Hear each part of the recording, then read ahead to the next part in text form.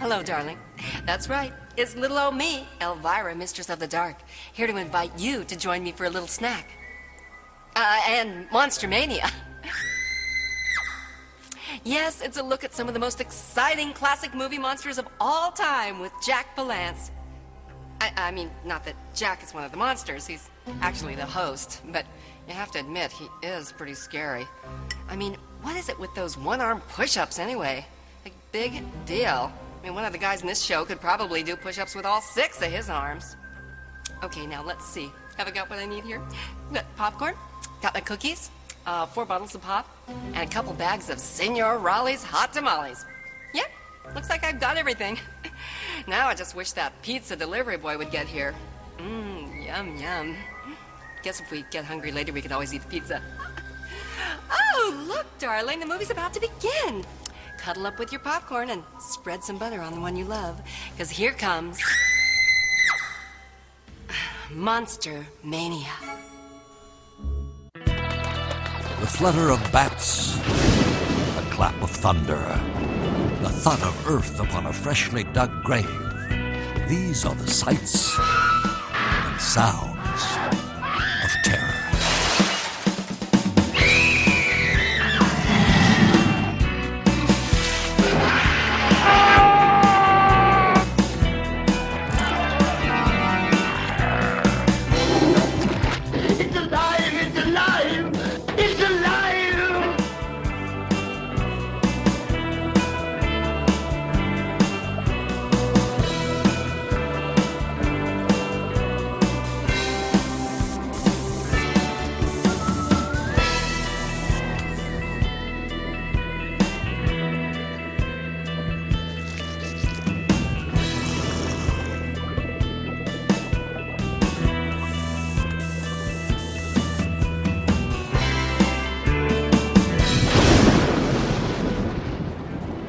Dracula,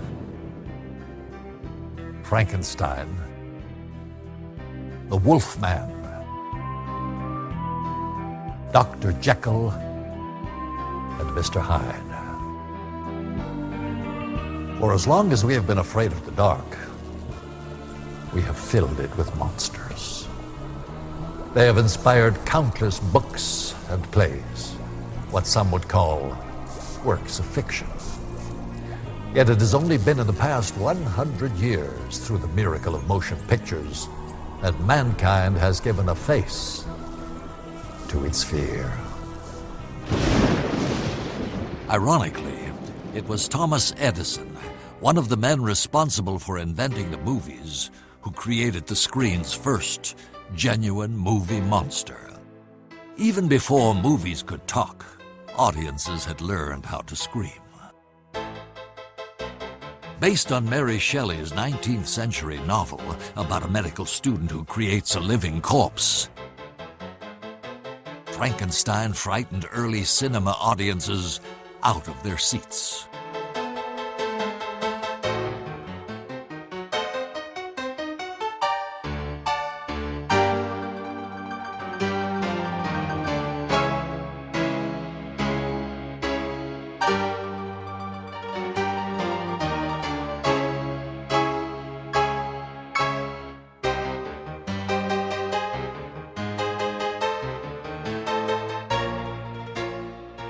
Though it ran just over 10 minutes, Edison's Frankenstein proved that moviegoers had an appetite for terror, and early filmmakers scoured bookshelves for other strange and eerie ideas.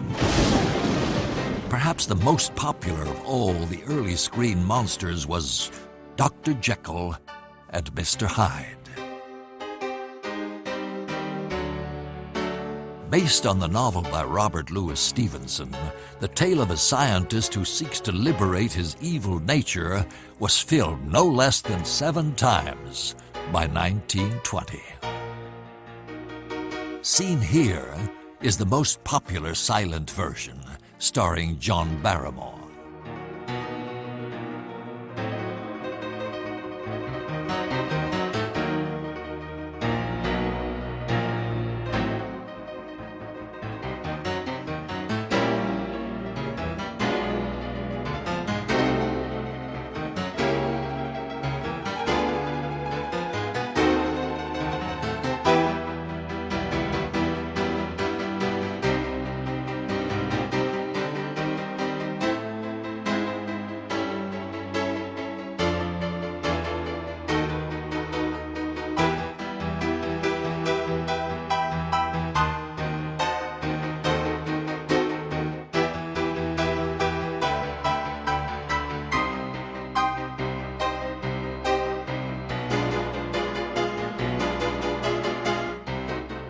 Famous for his dashing good looks and classic profile, Barrymore donned a skull cap, false teeth, and artificial fingers in order to transform kindly Dr. Jekyll into the personification of evil.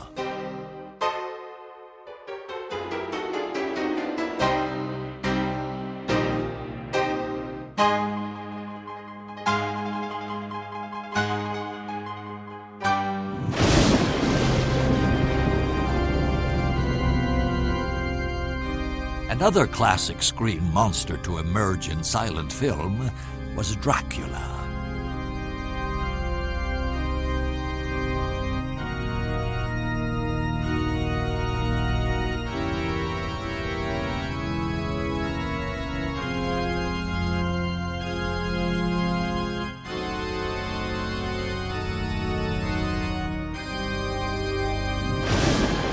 Produced in Germany in 1922, Nosferatu offered this thinly veiled version of Bram Stoker's blood-sucking Count.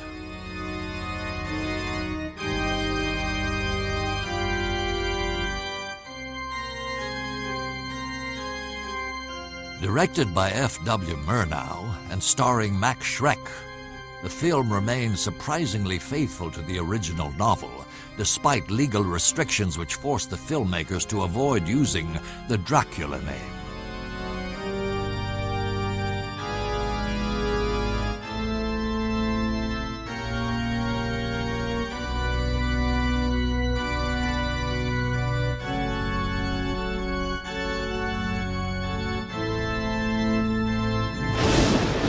More rodent than Romeo, Shrek's screen vampire offered a disturbing characterization, devoid of humanity or pathos.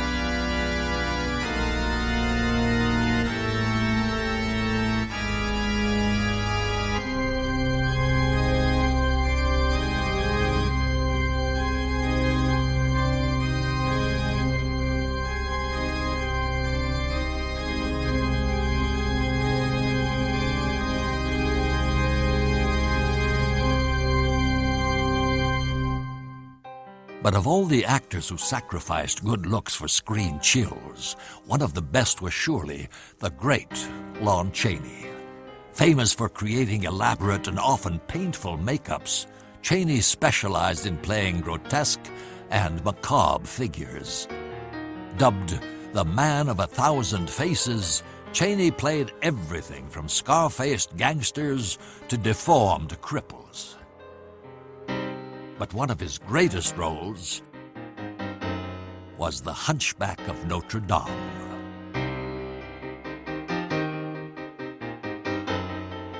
Released by Universal Pictures in 1923, The Hunchback of Notre Dame featured lavish production values and a cast of thousands.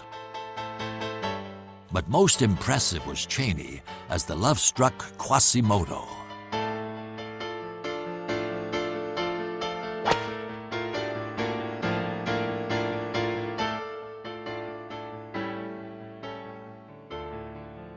Although leather harnesses restricted his movement and he sweated beneath pounds of makeup, Chaney imbued his deformed bell ringer with a complexity of character not seen in earlier screen monsters.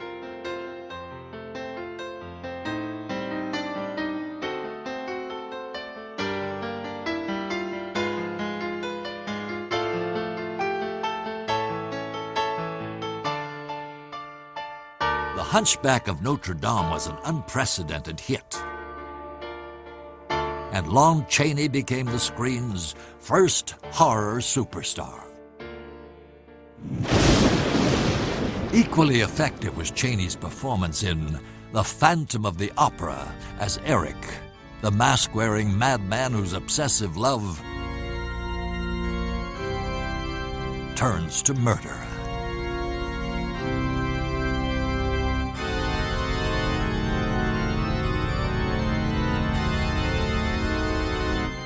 Chaney's famous unmasking scene created one of the great screen moments and revealed one of the great screen monsters of all time.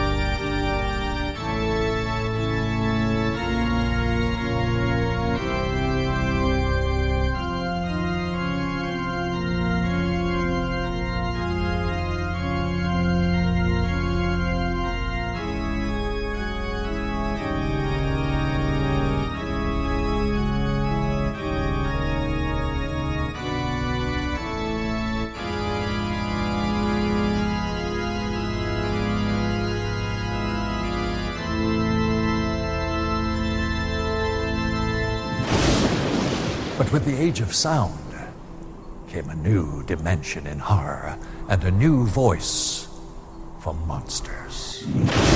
I am Dracula.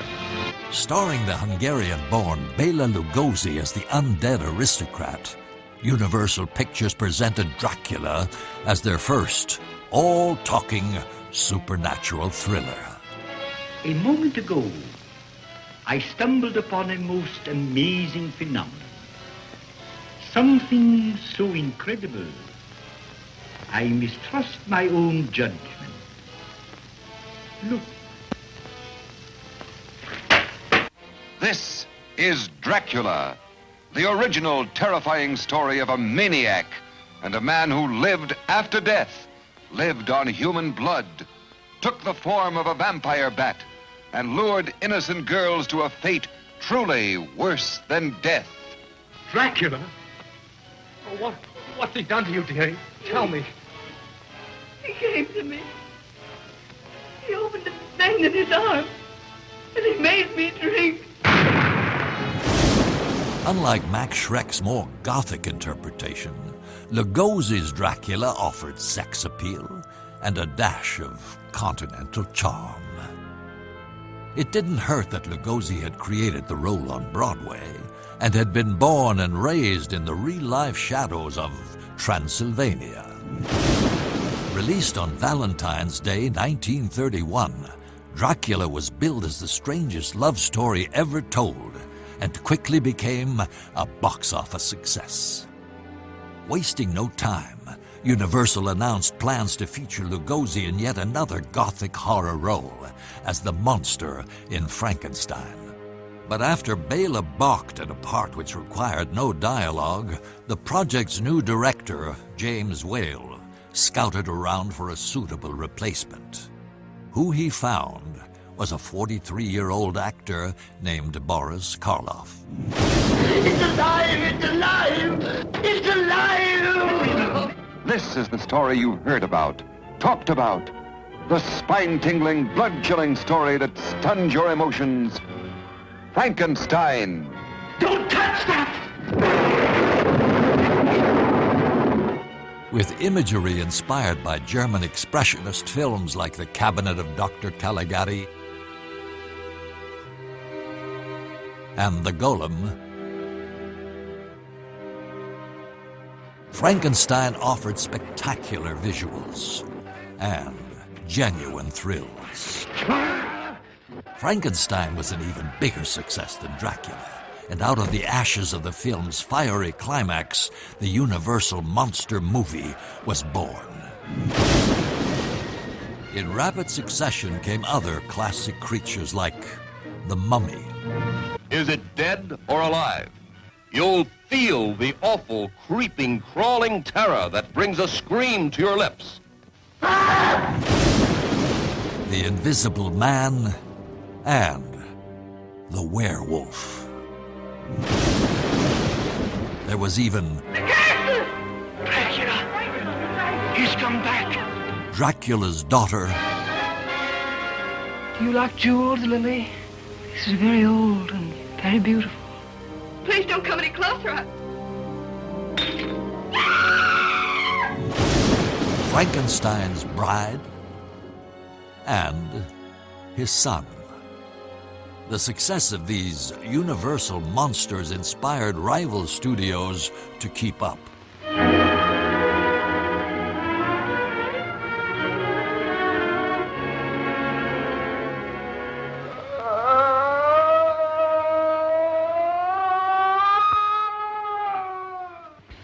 You're convinced that the thing on this table isn't human? Its cries are human. Do you know what it is, what I began with? No. An animal.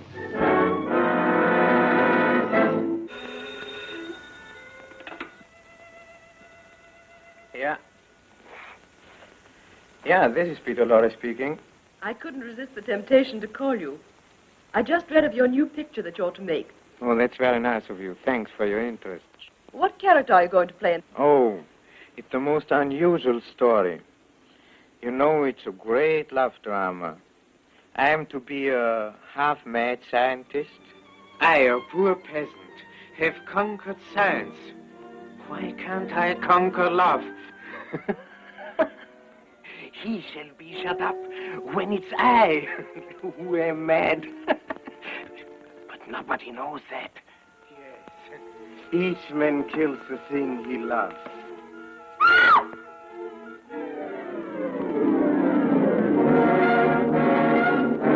Paramount Pictures offered a lavish remake of Dr. Jekyll and Mr. Hyde. Starring Frederick March, it became the first horror film to earn an Academy Award for the year's Best Actor. Dr. Jekyll, seeking man's salvation in the taboos of the unnatural, finding Mr. Hyde. It also featured the most impressive transformation scene ever achieved up to that time, using a combination of colored lighting and contrasting makeup.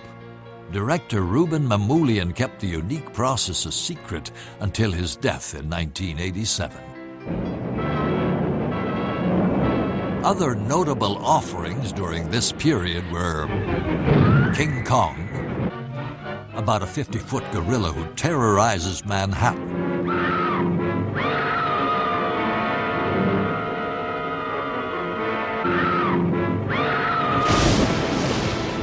Dr. Cyclops, as a mad scientist who shrinks his victims to microscopic size. What are you going to do?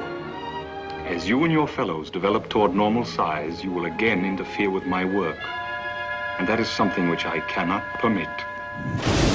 And Mark of the Vampire. Let no one leave. Move on yet your power. We will not stop until we have discovered the vampires who seek the life of this beautiful girl and her lover.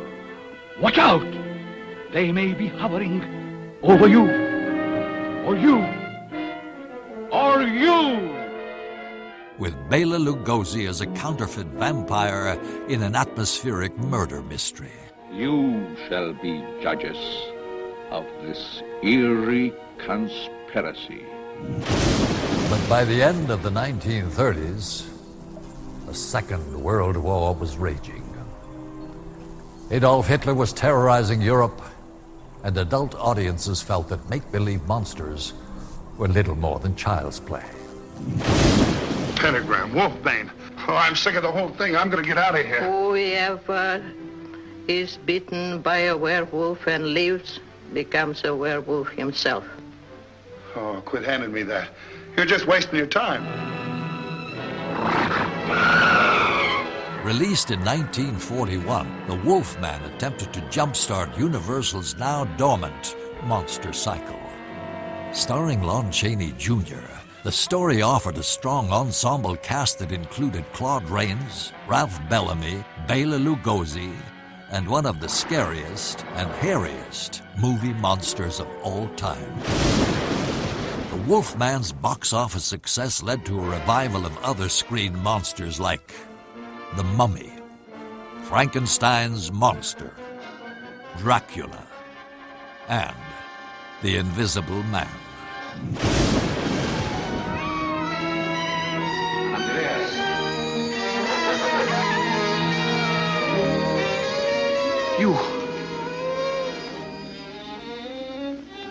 You have no power over me. That was ended many years ago. I'm no longer your slave. You're a fool, Andreas, a complete, utter fool. Your fate is to be what you are, as mine is to be what I am, your master. Come here. I won't.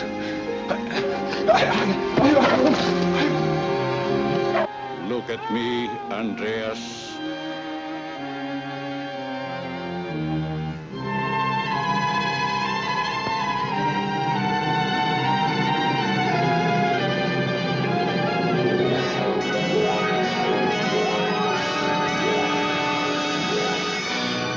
Andreas, come here.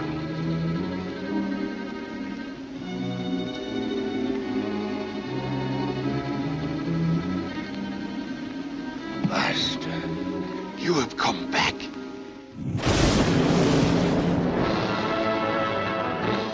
Even The Phantom of the Opera returned as a lavish Technicolor remake. Here is all you've ever wanted in entertainment in one superb show. Here is matchless story, suspenseful, terrifying, never so thrillingly presented. Starring Nelson Eddy in his most vigorous performance, lovely Susanna Foster, and Claude Rains in the most coveted role of the year as the Phantom of the Opera. My music! You've stolen it! You've stolen my music!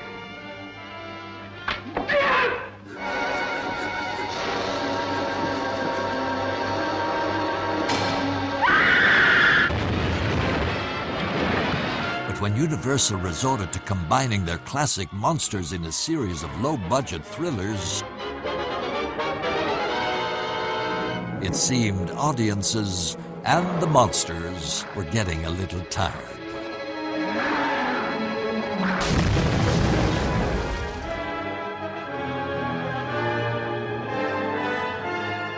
Last night I killed a man. You didn't know what you were doing. I'm going to give that brain of yours a new home in the skull of the Frankenstein monster.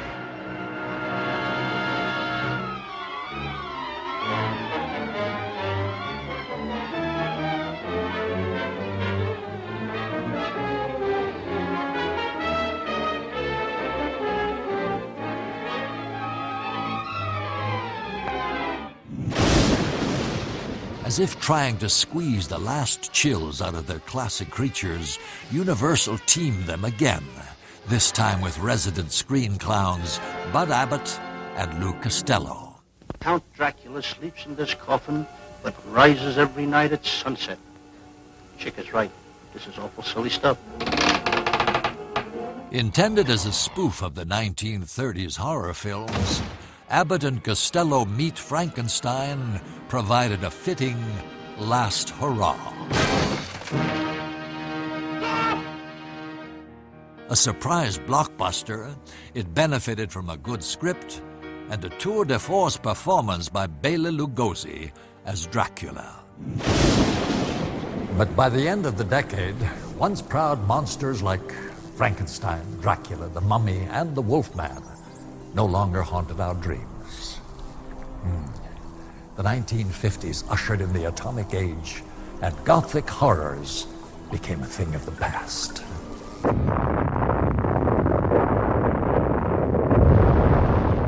With new technology came new terrors. Aliens and robots upstaged their Gothic brethren. There were strange men from Planet X. Invaders from Mars. Invaders from Mars. Weird, fantastic beings of a superintelligence, capturing humans at will for their own sinister purposes. Monsters now had names like The Thing,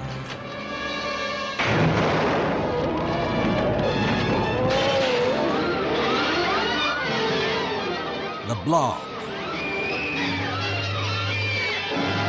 and It. What was it? Where did it come from? Yes, it came from outer space. There were giant prehistoric beasts.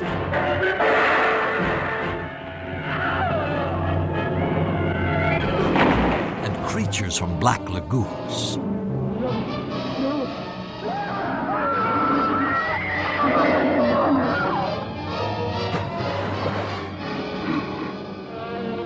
There were giant insects. Giant people. The colossal man is loose in Los Angeles. And even giant brains.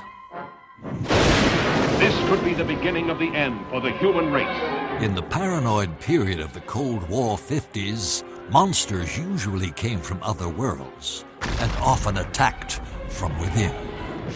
Listen to me. Please, listen. If you don't, if you won't, if you fail to understand, then the same incredible terror that's menacing me will strike at you!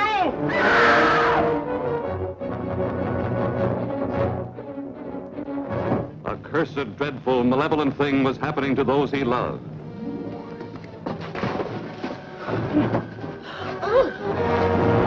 Miles, where do they come from? I don't know. Suddenly, while you're asleep, they'll absorb your minds, your memories. I don't want any part of it. You're forgetting something, Miles. What's that? You have no choice. Already! You're next! But although films like Invasion of the Body Snatchers offered genuine thrills, science fiction monsters of the 1950s were often more lowbrow than high-tech. Fortunately, lovers of classic movie monsters were about to get a treat in the form of yet another marvel of the atomic age: television.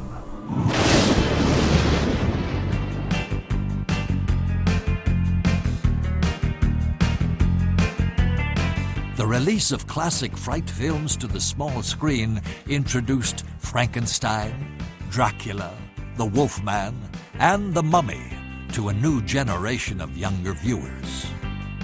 Late-night horror movies were often hosted by hip ghouls like Vampira and Zachary. Monster magazines like Famous Monsters of Filmland haunted newsstands.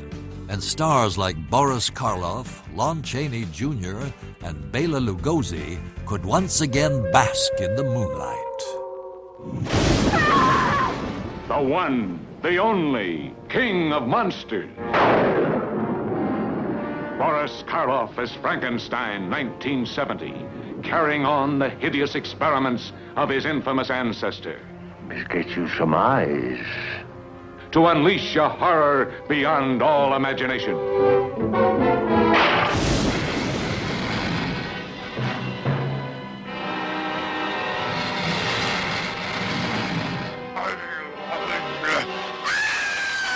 Lon Chaney as the hook-armed, hate-maddened Cajun. I'll kill you, alligator man! Just like I'd kill any four-legged gator! You will be soon as big as a giant, or like all the others, dead. Drive-in audiences flocked to see teenage Frankensteins and teenage werewolves. And a British film company named Hammer revived the classic monster characters with a vengeance. With the release of The Curse of Frankenstein in 1957, a whole new era in screen monsters was born. In the year 1860, I, Baron Frankenstein, was sentenced to death on the guillotine.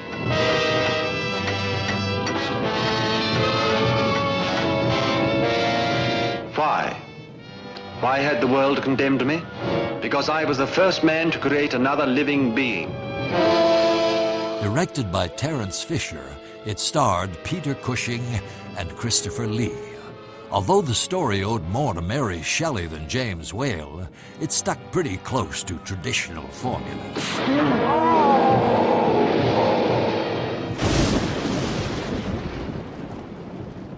But this time, the formula had some new ingredients. There was color, and there was lots of blood.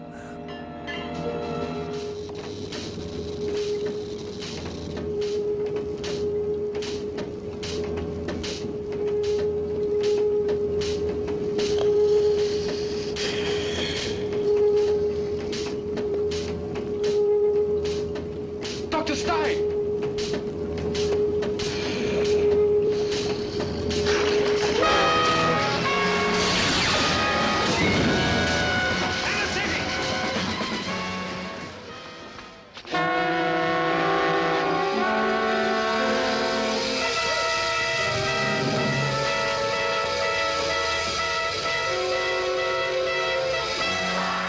The film's success led to a follow-up in the form of Horror of Dracula. This is not Lucy, the sister you loved. It's only a shell, possessed and corrupted by the evil of Dracula. Oh, you must help me. You must. You're my only hope. You must. I'll help you. I promise. How do you destroy a fiend who has so far proven himself indestructible? Those who come to end his reign of terror stay to become his victims.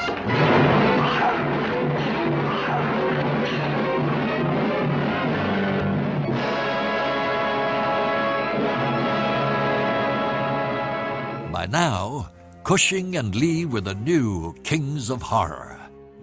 Hammer Films became a monster-making machine. There was an all-new Wolfman.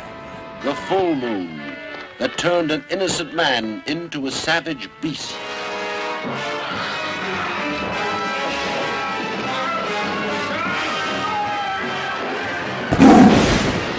A new Mummy.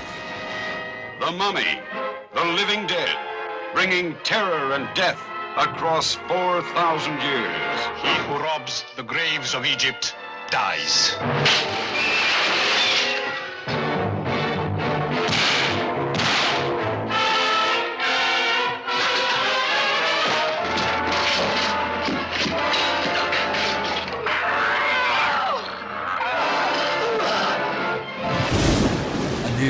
Phantom. Who was this phantom plotting and scheming behind so grotesque a mask?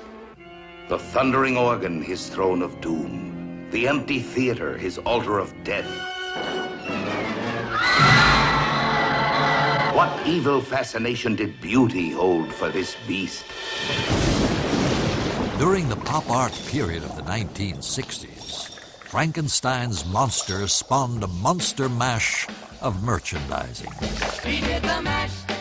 He did the monster mash. The monster mash. It was a graveyard smash. He did the mash. It caught on in a flash. He did the mash.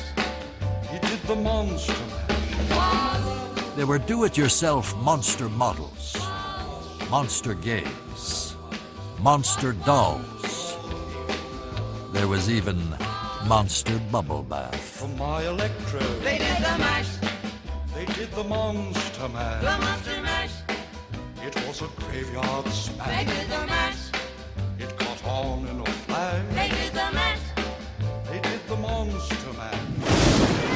1964 saw primetime incarnations of classic monsters in the form of lovable TV monsters. This is my father. He hangs pictures, helps Grandpa experiment, helps Mommy with the cleaning. Where does he get his go? From me. I lend him my Cheerios. The Addams Family also offered a witch's brew of ghoulish charm. Once each week, the Addams Family open their home and invite you to join their Addams work. They're always cooking up something special. So drop in and see the Addams Family. For those who preferred their chills straight up, Vincent Price obliged in big screen versions of Edgar Allan Poe tales like The House of Usher. You buried your own sister alive? I did. But she's dead now.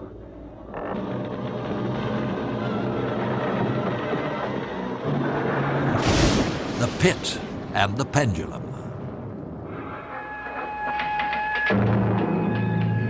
Do you know where you are, Bartholomew? You are about to enter hell. And the Mask of the Red Death. I want to help save your soul so you can join me in the glories of hell. No, never. Each man creates his own heaven, his own hell. Let me see your face. But for serious scares, audiences needed to look no further than Alfred Hitchcock, a master of suspense. And classic movie monsters couldn't hold a torch to realistic killers like Norman Bates.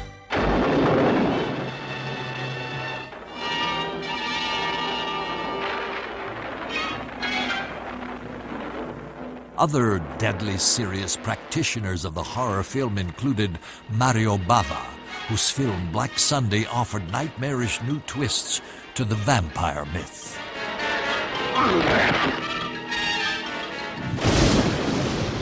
This is the latest disclosure in a report from National Civil Defense Headquarters in Washington.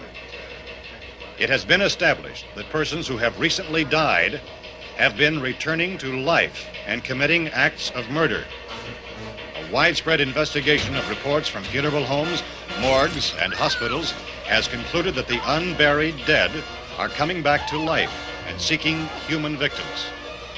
It's hard for us here to believe what we're reporting to you, but it does seem to be a fact. Another new era in the monster film was initiated by George Romero, whose cannibalistic zombies in the Night of the Living Dead gave a whole new meaning to the phrase, chewing up the scenery. As the psychedelic 60s drew to a close, audiences seemed to have an inexhaustible appetite for screen violence. And the bloodier, the better. Monsters were no longer found in our dreams or inside ourselves, but all around us in the form of government conspiracies and ecological disasters. The last man on Earth always carries an automatic weapon. The last man on Earth is hunting.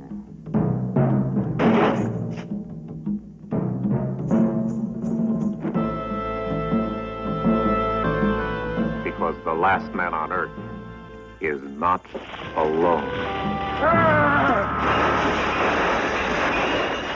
Films like The Omega Man, starring Charlton Heston, played upon the audience's growing mistrust of the establishment. Got any more questions, fathead? My name's Robert. Your name's Mud. Its post-apocalyptic premise suggested that even vampires could exist in the modern age as the byproduct of deadly biological warfare. Somewhere between science and superstition, there is another world. The world of darkness. Warfare of a different kind was the subject of The Exorcist.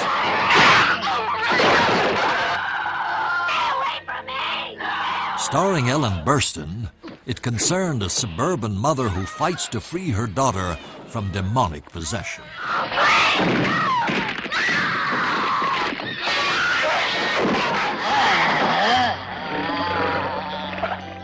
With groundbreaking makeup effects by the legendary Dick Smith and a startling performance by 13-year-old Linda Blair, The Exorcist caused a sensation, and audiences stood in line for hours waiting to be scared out of their wits. Satan was also featured in The Omen, in the form of a small, seemingly innocent child named Damien.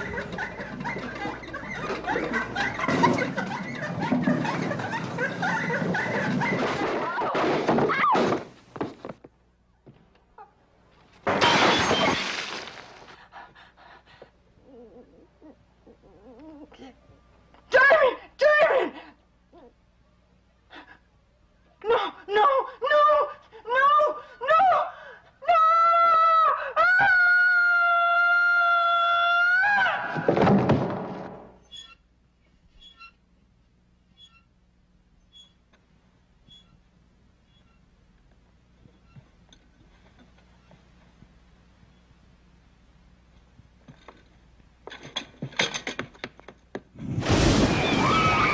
Monsters could now be found anywhere and everywhere.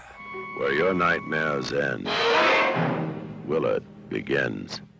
They could be rodents. No, right! They could be dolls. Asylum, the prison of madness, where few enter and none return. They could come dressed as Santa Claus.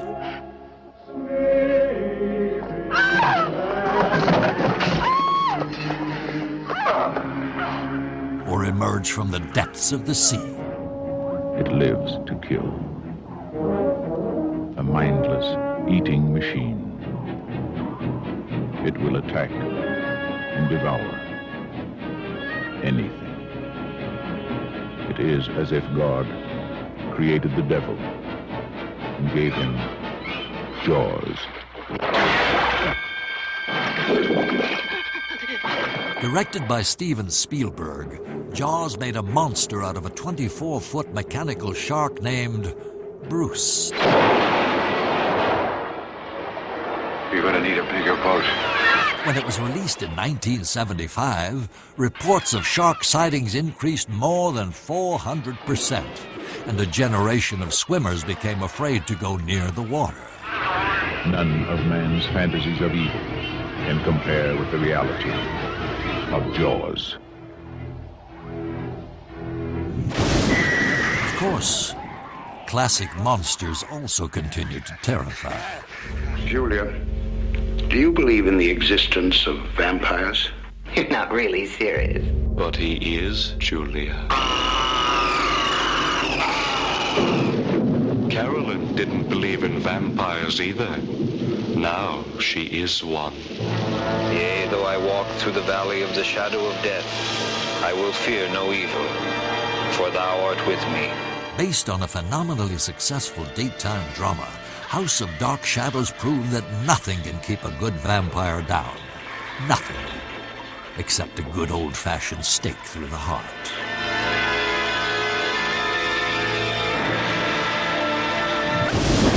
Another variation on the classic vampire tale was Blackula, starring William Marshall as the undead count.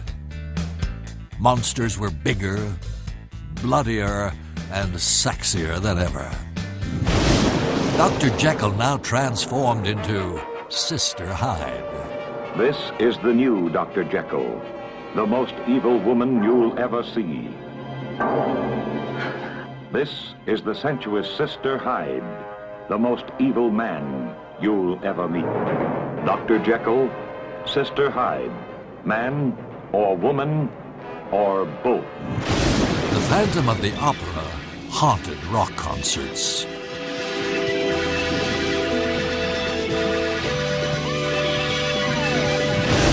And Frankenstein was now X-rated, courtesy of Andy Warhol. Andy Warhol's Frankenstein is here. Kiss him. The goriest, sexiest, and wildest Frankenstein ever filmed. Let's get out of here. For God's sake, keep a grip on yourself, Janet. But it seems so unhealthy here. It's just a party, Janet. Well, I want to go. Well, we can't go anywhere till I get to a phone. Look, I'm cold, I'm wet, and I'm just plain scared. I'm here. There's nothing to worry about.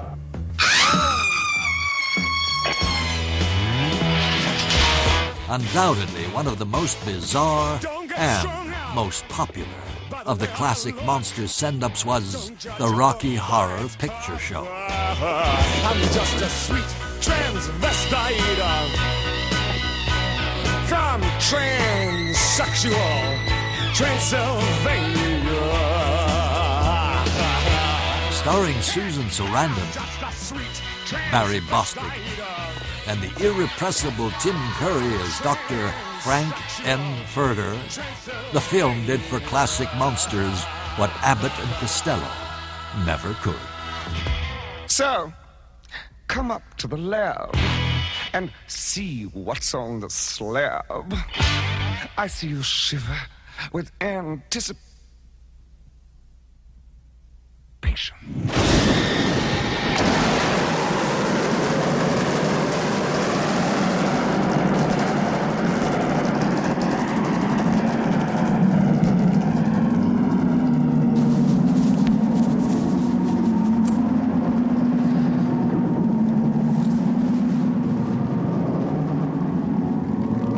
The Rocky Horror Picture Show became a cult classic and continued to haunt midnight matinees for decades after its release.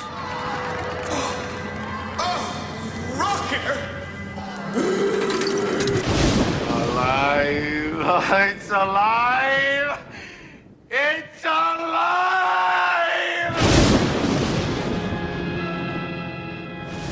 Another spoof of the screen's classic monsters came in the form of Young Frankenstein. Directed by Mel Brooks, the film starred Gene Wilder. That's Frankenstein. Terry Garr. Cloris Leachman. I am Frau Blucher. Marty Feldman. Blucher! Gene Hackman. Cigars. Peter Boyle. Wow! And Madeline Kahn. If you're blue and you don't know where to go to, why don't you go where fashion sits? Dressed up like $1 million trooper, trying mighty hard to look like Gary Cooper. Come, let's mix where Rockefellers walk with sticks or umbrellas in their midst.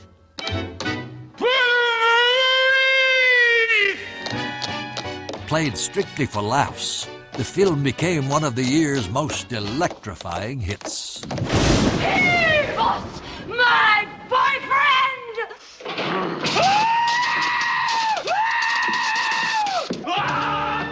But as Frankenstein was being played for laughs, Dracula could still be played for thrills. Actor Frank Langella caused a sensation on Broadway when he starred in a revival of the play that made Bela Lugosi a star. I am the last of my kind, descended from a conquering race. My family was its heart's blood, its brains, its swords. But the warlike days are over. At any rate, it's not healthy to live in the past. No, it isn't. Jonathan Harker tells me you speak some Romanian. Oh, hardly. I know Mea what to... plăcea să te văd sunti. There, you do understand. Really, I have no idea what you said. I said it would be nice to see you smile. Giving a more sexual than sinister interpretation, Langella brought his performance to the screen in a lavish production, co-starring Sir Laurence Olivier as the intrepid Dr. Van Helsing. Your will is strong.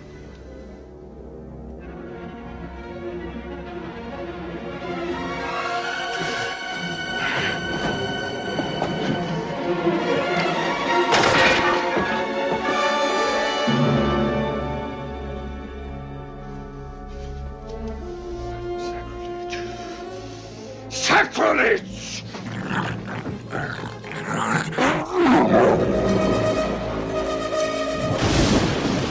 But equally intriguing was this color remake of Nosferatu, directed by Werner Herzog and starring Klaus Kinski and Isabelle Adjani.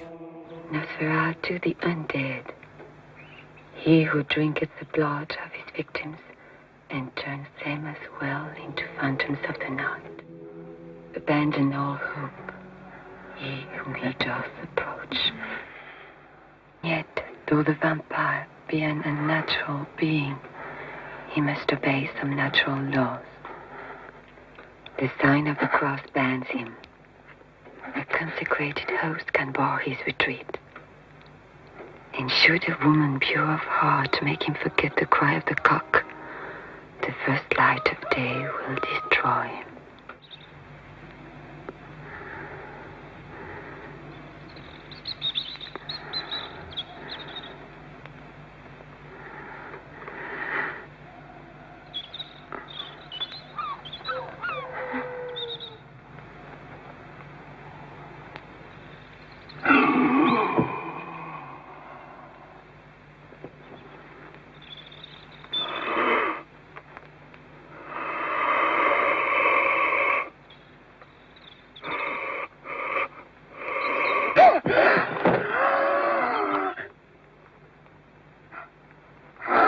But by the end of the decade, classic monsters were once again passé.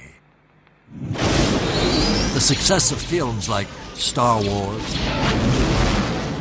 and Close Encounters of the Third Kind had caused a boom in science fiction films, and now there were new, more technologically based creatures ready to leap from the screen.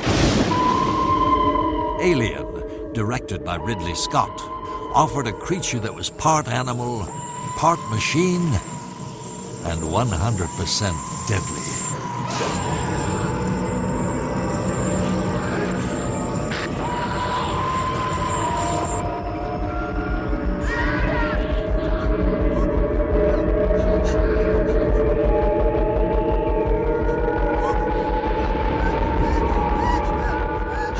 Designed by H.R. Giger, the film's biomechanical beasts helped redefine the horror genre and created a whole new generation of movie monsters. Predator offered a twist on the alien theme by giving its creatures sophisticated weapons and deadly defenses. Equally deadly was The Fly, a high-tech remake of the 50s sci-fi classic starring Jeff Goldblum.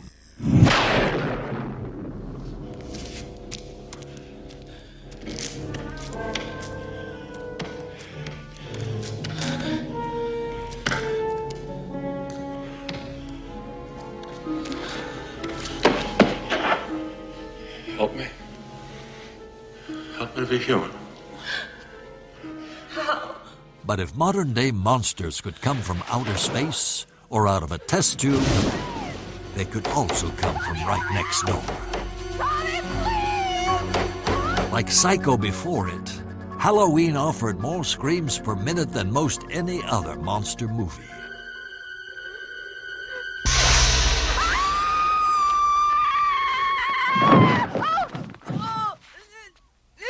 Directed by John Carpenter and starring Jamie Lee Curtis, it ushered in the age of the so-called slasher film.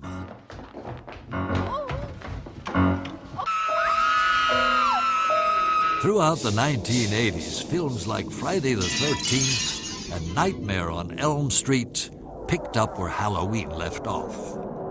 Modern-day monsters now had names like Jason and Freddy, and the success of these films gave rise to a new, more violent subgenre.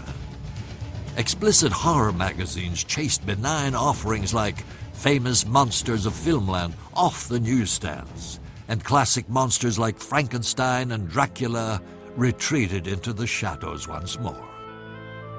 But not for long.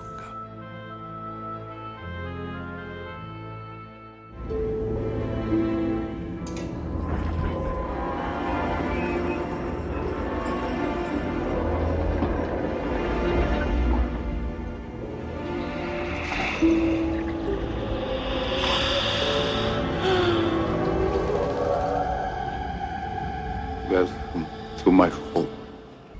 Count Dracula? I am Dracula. And I bid you welcome, Mr. Harker, to my house. Help me. Produced and directed by Francis Ford Coppola, Bram Stoker's Dracula offered a stylish return to the atmospheric frights of the silent era. Take care how you cut yourself. It is more dangerous than you think.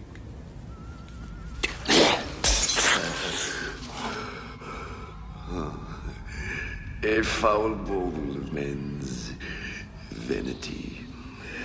Perhaps you should grow a beard.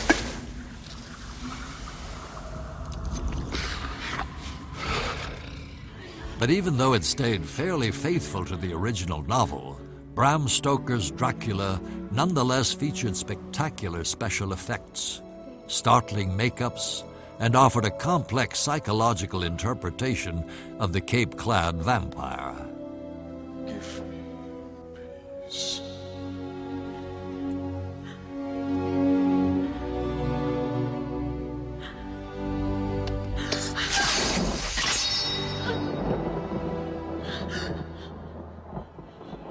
With its all-star cast and rich production values, Bram Stoker's Dracula became a hit with both critics and audiences. And during the next decade, Hollywood rushed to remake nearly all the classic creature films.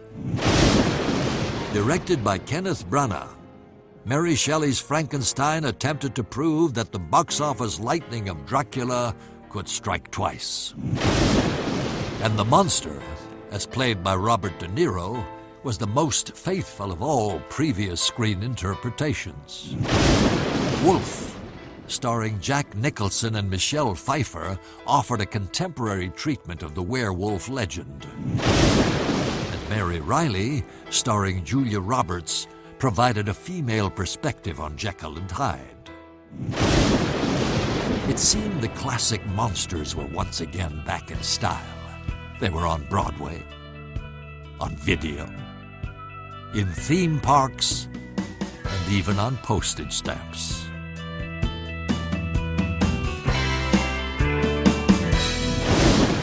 Frankenstein, Dracula, the Wolfman, and the Mummy had returned from their graves to frighten the wits out of a new generation. They proved that even in the age of technological wonders and special effects, you just can't keep a good monster buried for long. But what is it about these misunderstood creatures that has us begging for more?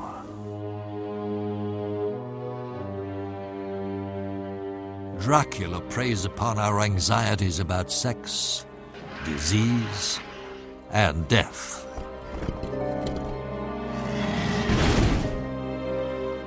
Frankenstein provokes unanswerable questions about the origins of life and the existence of God.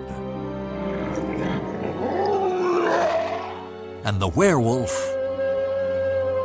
and Dr. Jekyll cause us to examine human nature's more violent side.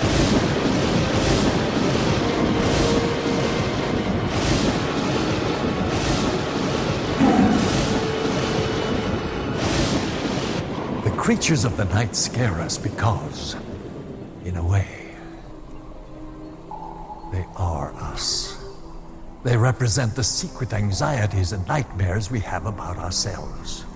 For the past 100 years, each new generation has defined its own monsters and given shocking new faces to its own fear.